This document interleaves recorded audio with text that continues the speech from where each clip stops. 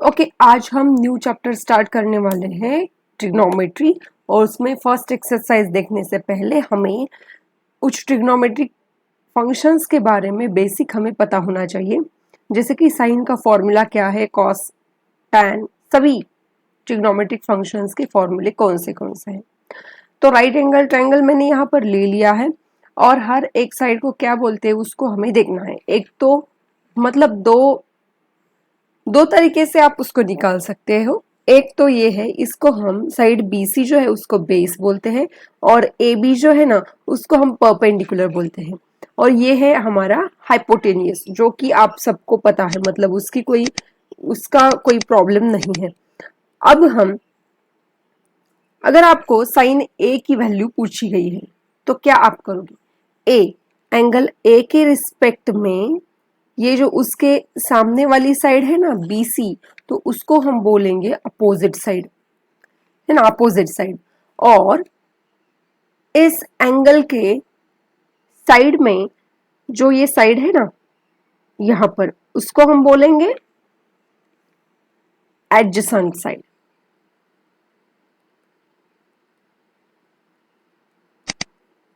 और ये तो हाइपोटेनियस फिक्स है। तो साइन A की वैल्यू क्या होगी। साइन A का फॉर्मूला ही यही है, अपोजिट साइड अपॉन हाइपोटेनियस। मतलब अपोजिट साइड कौन सी आएगी अभी, BC अपॉन हाइपोटेनियस कौन है, AC है। उसी हिसाब से cos A की वैल्यू क्या आएगी, एडजेसेंट साइड अपॉन हाइपोटेनियस। और एडजेसेंट साइड है AB अपॉन हाइपोटेनियस है AC।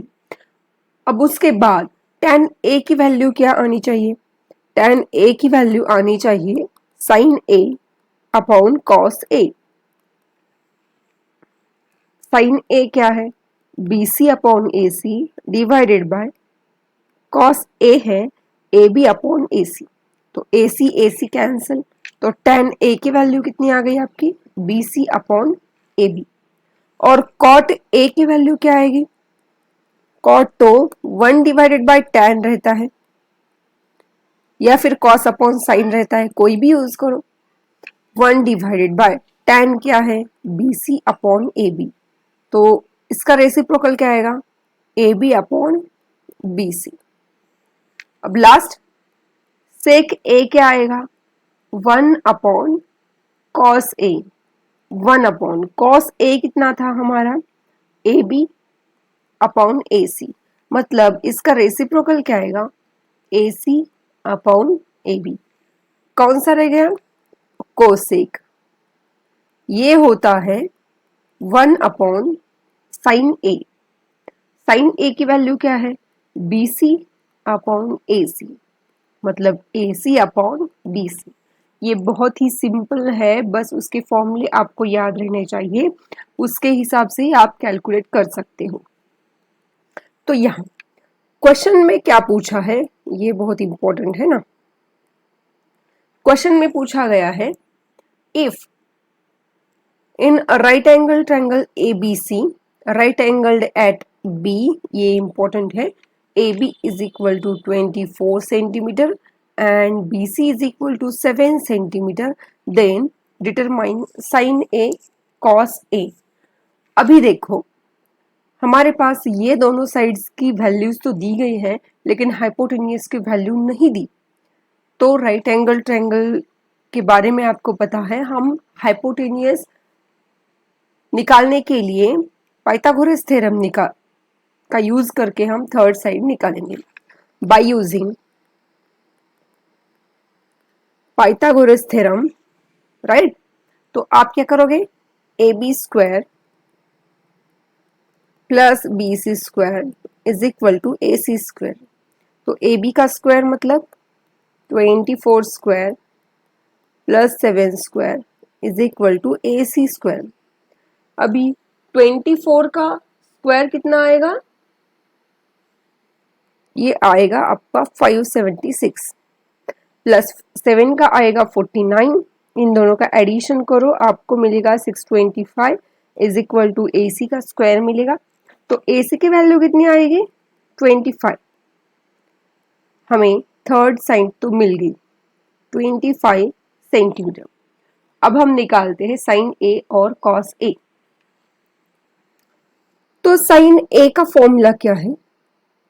साइन ए अपोजिट साइड अपॉन हाइपोटेनियस। इस एंगल के अपोजिट वाली साइड कौन सी है? बीसी। हाइपोटेनियस है एसी, तो बीसी कितना है? 7 डिवाइडेड बाय एसी है 25। बस इतनी वैल्यू है, उसको कुछ मत करो। ये है आपकी साइन ए की वैल्यू। उसके बाद है कॉस ए पूछा है। कॉस ए क्या होगा? इस एंगल का एडजेसेंट एंगल कौन सा है? एडजेसेंट साइड कौन सी है? A B upon hypotenuse. A B की वैल्यू कितनी है? 24 अपॉन 25। ये हो गया आपका कॉस ए। उतना ही नहीं बल्कि उन्होंने साइन सी और कॉस सी भी पूछा है। देखो, इस सी के एंगल के रिस्पेक्ट में उसके अपोजिट वाली साइड कौन सी होगी? ए बी होगी। तो साइन सी की वैल्यू क्या आएगी यहाँ पर? Sine C is equal to, यहां भूलना मत, ए बी अपॉन ए सी। तो ए बी कितना है? 24 डिवाइडेड बाय 25। अब क्या रह गया? कॉस सी पूछा है। एडजेसेंट साइड सी के सामने की, मतलब जो साइड होगी वो होगी अपोजिट साइड। उसके एडजेसेंट वाली साइड कौन सी है? ए, देखो बी सी है, राइट? बी सी अपॉन ए सी। तो ये कितना आएगा? 7/25। अब देखो, सेकेंड में पूछा है in figure find tan p minus cot r। Right, अभी देखो ये दोनों साइड्स दी है और ये थर्ड वाली नहीं दी, तो अगेन पाइथागोरस थ्योरम का यूज करके हमें निकालना है क्यू आर की side. By using Pythagoras theorem हम क्या लिख सकते हैं? P Q square plus Q R square is equal to P R square. P Q का कितना आएगा स्क्वायर, मतलब 12 का square, plus Q R square is equal to 13 square. Q R square is equal to 13 का square कितना आएगा? इसका square आएगा 169 माइनस 12 का स्क्वायर आएगा 144। तो क्यू आर का स्क्वायर कितना आएगा? 25। तो क्यू आर की वैल्यू कितनी आएगी? 5। राइट, इसकी वैल्यू तो मिल गई। अभी अभी क्या निकालना है हमें? tan p निकालना है ना? tan p is equal to sine p upon cos p। Simple है। तो p के रिस्पेक्ट में साइन की वैल्यू क्या आएगी? साइन की वैल्यू होती है अपोजिट साइड अपॉन हाइपोटेनियस। तो उसके अपोजिट वाली साइड है क्यू आर, जो कि 5 डिवाइडेड बाय 13। और कॉस की वैल्यू क्या आएगी? Adjacent side divided by hypotenuse, मतलब 12 डिवाइडेड बाय 13। ये 13 तो हो गया कैंसिल, तो tan p की वैल्यू आ गई हमारी 5/12। राइट, अभी निकालना है कॉट r की वैल्यू। अभी r के रिस्पेक्ट में देखो, r एंगल के रिस्पेक्ट में उसकी अपोजिट साइड होगी। हाँ, कॉट निकालना है ना, तो उसके लिए क्या करना पड़ेगा आपको? cos r divided by sign r। Right, अब cos क्या होता है?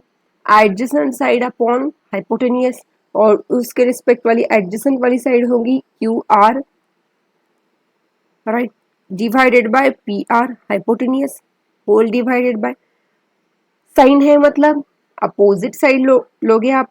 राइट, कौन सी होगी? P Q divided by P are. P R तो कैंसिल हो गया, तो क्यू आर कितना है? 5 divided by P Q. P Q कितना है? 12 है, तो उसका भी आंसर कितना आएगा?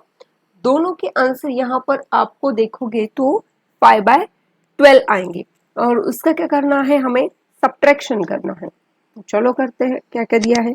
tan p minus cot r is equal to 5/12 -5/12 is equal to 0। बहुत सिंपल है।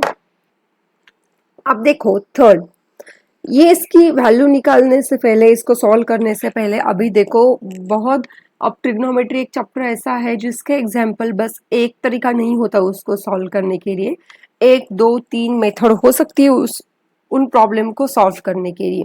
तो आप क्या यूज करते हो आप पे डिपेंड है। देखो यहाँ क्या दिया गया है, साइन ए की वैल्यू दी है और कॉस और टेन की वैल्यू निकालने के लिए बोला है।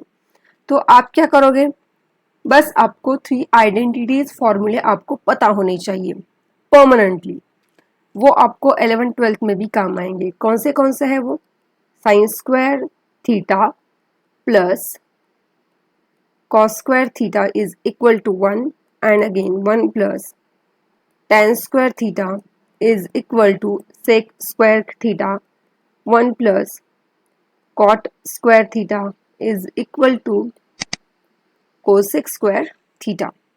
ठीक है, अब देखो इन तीनों आइडेंटिटी में से आप कौन सी यूज करोगे यहाँ पर, क्योंकि वैल्यू किसकी दी है, साइन की दी है। साइन की वैल्यू दी है तो साइन वाला फॉर्मूला ही हमें यूज करना पड़ेगा, उससे हम कॉस निकाल सकते हैं। राइट, पहले हम स्टेप बाय स्टेप देखेंगे। चलो फर्स्ट ऑफ ऑल क्या करोगे आप, formula sine square A plus cos square A is equal to 1। अभी आप बोलोगे यहाँ तो थीटा लिखा है, वो तो एंगल है।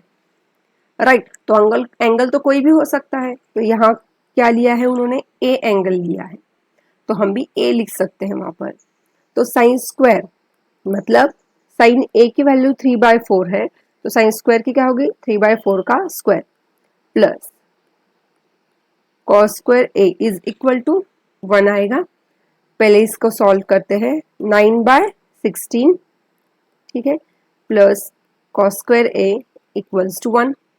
अगर फ्रैक्शन का स्क्वायर है ना तो दोनों का स्क्वायर करना पड़ेगा, न्यूमरेटर एंड डिनोमिनेटर बोथ। अब कॉस स्क्वायर ए निकालना है ना, तो 1, ये जो प्लस वाली इसके आगे कुछ नहीं, मतलब क्या होता है, प्लस होता है, तो RHS में जाके माइनस हो जाएगा 9/16। ठीक है, तो उनका सब्ट्रैक्शन करो, तो कॉस स्क्वायर ए आएगा cross multiplication 16 minus 9 divided by 16, कितना आएगा ये 7/16। लेकिन ये किसकी वैल्यू है, स्क्वायर की है, तो कॉस ए की वैल्यू क्या होगी, मतलब दोनों साइड को क्या करना पड़ेगा, आपको स्क्वायर रूट लेना पड़ेगा। तो 7 का स्क्वायर रूट √7 और 16 का स्क्वायर रूट आएगा 4।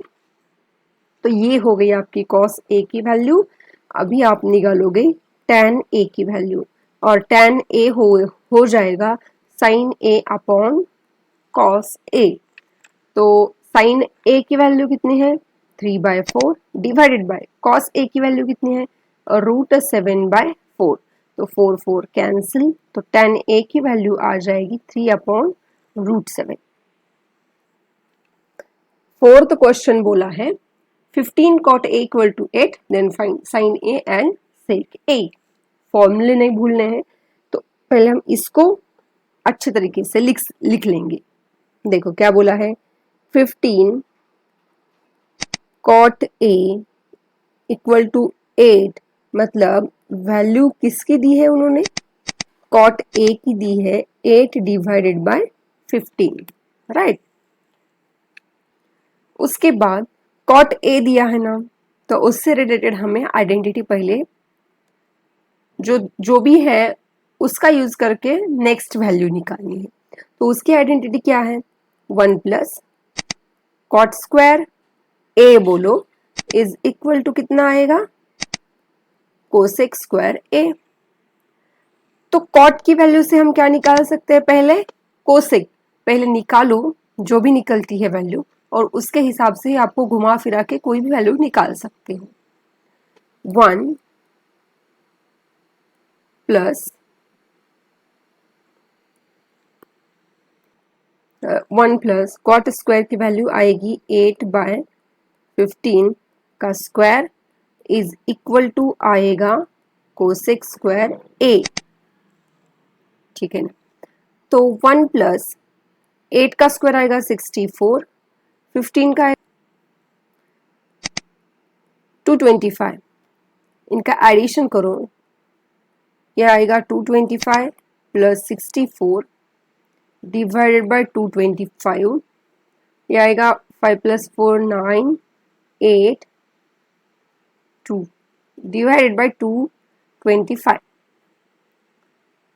तो ये किसकी वैल्यू आ गई आपको? ये वैल्यू है कोसेक स्क्वायर ए की, है ना।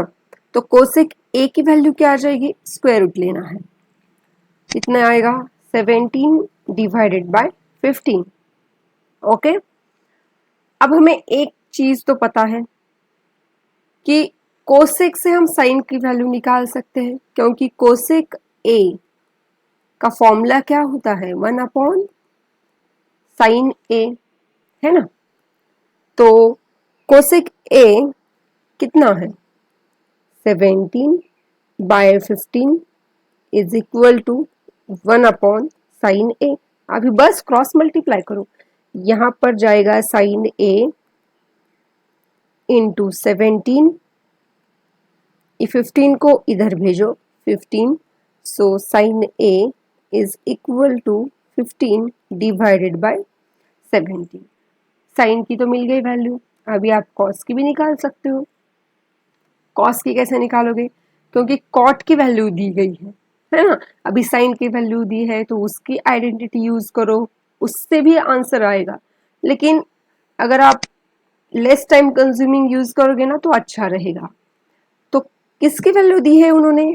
कॉट ए की वैल्यू दी है, जो कि होता है कॉस ए अपॉन साइन ए। और हमें दो वैल्यूज मालूम है इसकी। कॉट ए की वैल्यू कितनी है?